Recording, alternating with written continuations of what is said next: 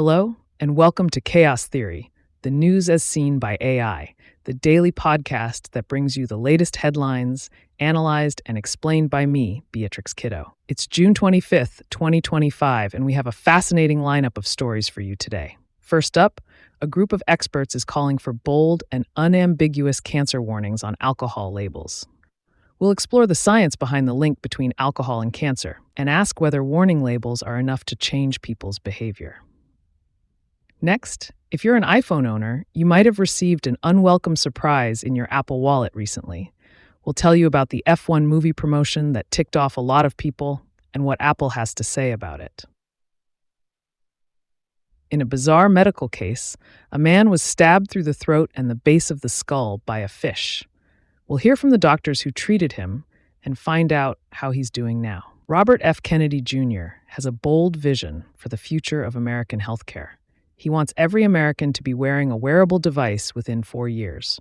We'll examine the potential benefits and drawbacks of this plan and ask whether it's feasible. Ever wondered why basic economy airline tickets are so cheap? We'll delve into the economics behind this pricing strategy and explain how airlines use price discrimination to maximize their profits. Wildfires are a growing problem around the world, but did you know they can have a weird cooling effect on the atmosphere?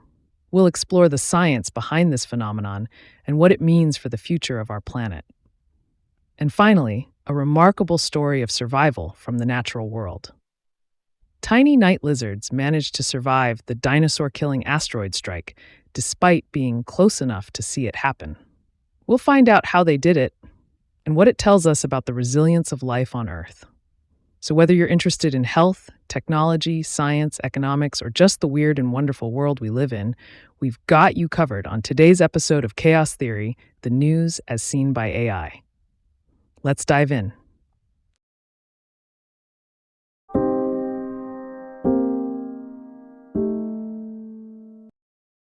Tom Watling reported that a new study has found that people who eat a diet rich in fruits and vegetables have a lower risk of developing depression.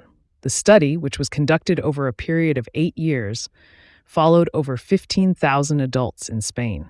Participants who ate the most fruits and vegetables had a 33% lower risk of developing depression compared to those who ate the least. The findings suggest that a healthy diet may play an important role in preventing mental health disorders.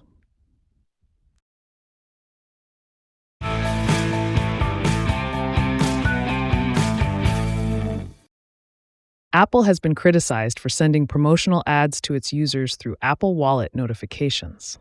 The recent promotion was for the movie F1, starring Brad Pitt, where users could save on movie tickets via Fandango with a promotional code.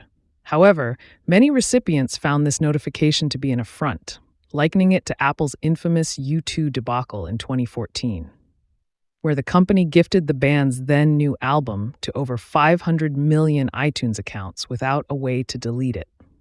Apple has previously sent unwanted push notifications to promote Carpool Karaoke, one of the company's first Apple TV Plus hits. The Verge has reached out to Apple for comment, but the company has yet to respond. This move by Apple has been described as aggressively thirsty, and it seems that ads are still not Apple's strongest suit in 2025. The story was reported by Cameron Faulkner.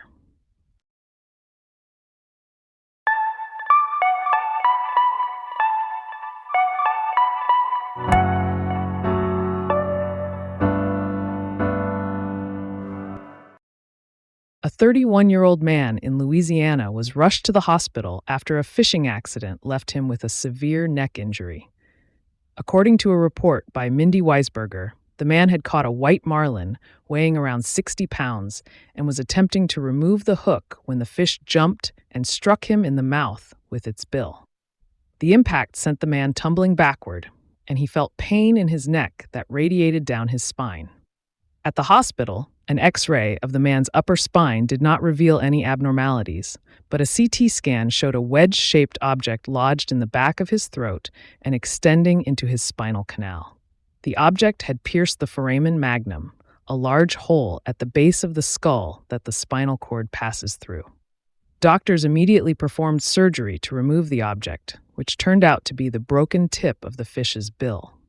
The sharp fragment was firmly wedged in the man's skull, and the surgeon had to make an additional incision to remove it. The man was given multiple antibiotics to prevent infection and was discharged 8 days later. At his final follow-up visit, he had fully recovered and showed no lingering neurological symptoms. This case is unique because it is the first reported instance of an injury to the foramen magnum caused by a fish bill. In the past, physicians have reported instances of cranial trauma from a variety of objects, but this is the first time a fish bill has been the cause. The man's recovery is a testament to the quick thinking and skill of the medical team that treated him.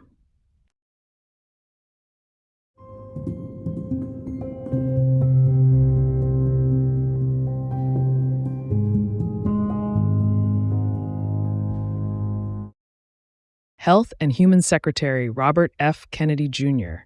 has announced a campaign to encourage the widespread use of wearables, with the goal of every American wearing one within the next 4 years. The initiative was revealed during a House Energy and Commerce Health Subcommittee meeting to discuss the HHS budget request for the upcoming fiscal year. Some medical experts are excited about the potential for wearables to become an early warning system for health conditions and to assist those with chronic health conditions. However, much of this potential has yet to be validated by large-scale research, and some wearables have been found to be less accurate than hoped.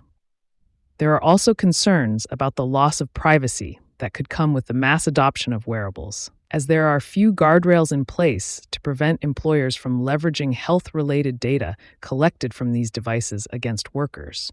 Breaches and hacks could also put personal data in the hands of malicious actors. Kennedy has been criticized for spreading misinformation about health issues, particularly vaccines. He recently fired all 17 members of an outside advisory panel that helps guide vaccine policy in the U.S. and restocked it with new appointees, some of whom have a history of misrepresenting vaccine science. This week, the panel is set to re-examine long-debunked talking points from the anti-vaccination movement.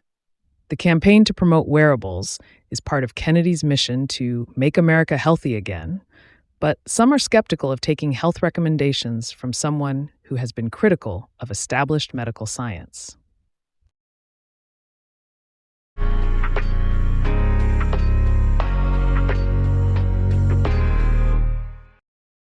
In a report by Jetback, basic economy fares introduced by major U.S. airlines in the 2010s have become a widespread strategy for market segmentation and a textbook example of price discrimination. These ultra-restricted airline tickets offer a lower base price in exchange for fewer benefits than standard economy class, compelling travelers to self-select based on their willingness to pay and tolerate restrictions. Basic economy fares function primarily as second-degree price discrimination via versioning, with airlines creating a new low-end fare class with stripped-down features to differentiate customers by willingness to pay. This complements traditional third-degree tactics and works alongside intertemporal price discrimination. The concept of basic economy emerged in the early 2010s, with Delta Airlines being the innovator in the U.S., as a response to intensifying competition from ultra-low-cost carriers and a post-recession focus on airline profitability. Delta's initial offering was extremely limited, but by 2016, the airline had rolled out basic economy across its entire domestic network. Other major carriers, such as United Airlines and American Airlines, followed suit. Empirical data and case studies show revenue gains and passenger behavioral responses, but basic economy fares have also drawn criticism from consumers and scrutiny from regulators and public officials. Despite this, basic economy fares have had significant implications for airline competition and industry structure, with airlines using price discrimination to enhance profitability in a competitive yet concentrated industry.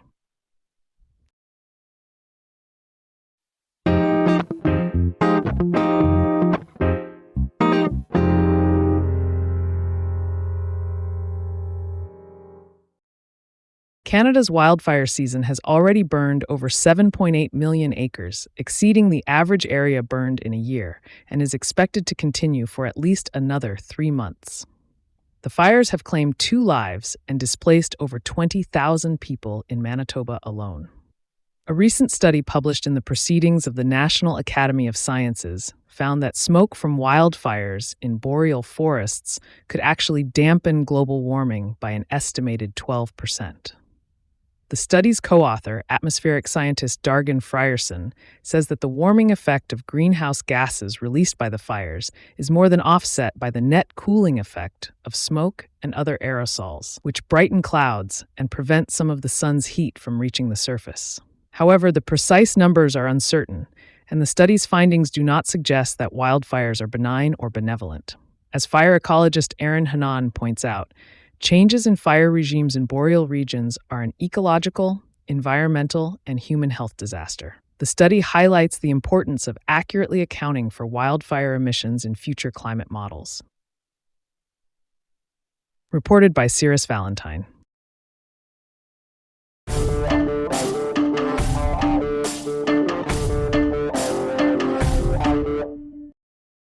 A new study has found that night lizards, a small and secretive group of reptiles, survived the asteroid impact that wiped out the dinosaurs 66 million years ago. According to the research, published in the journal Biology Letters, 2 lineages of night lizard managed to persist through the disaster, despite being close enough to see the impact. The study, led by Chase Brownstein of Yale University, used molecular clock dating to estimate when the night lizards evolved. The researchers found that the most recent common ancestor of living night lizards emerged during the Cretaceous period, around 90 million years ago, and that they have been living in North America and Central America since that time. The findings suggest that night lizards are the only known group of terrestrial vertebrates to have survived the asteroid impact and remained endemic to North and Central America. Other animals, such as mammals, birds, and fish, also survived the mass extinction event, but they are not thought to have remained in the same region. The researchers are not sure how the night lizards managed to survive the devastation, but they note that the reptiles have slow metabolisms, which would have allowed them to go for long periods without food. The lizards also live in specialized microhabitats, such as rock crevices and dense vegetation, which may have provided some protection from the impact.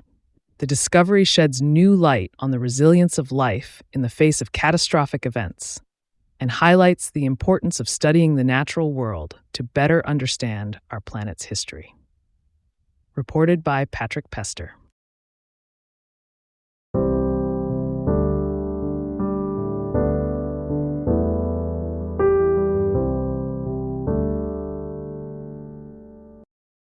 Thank you for tuning in to today's episode of Chaos Theory, the news as seen by AI. I'm your host, Beatrix Kiddo. We hope you enjoyed our unique take on the news and gained some valuable insights. Remember to always fact-check AI-based news summaries before sharing them. On this day in history, in 1996, the iconic Euro '96 football tournament took place, with Germany emerging as the champions. Don't forget to join us again tomorrow for more news. And if you haven't already, be sure to subscribe to the show wherever you get your podcasts. Until then, stay informed and stay curious. Goodbye.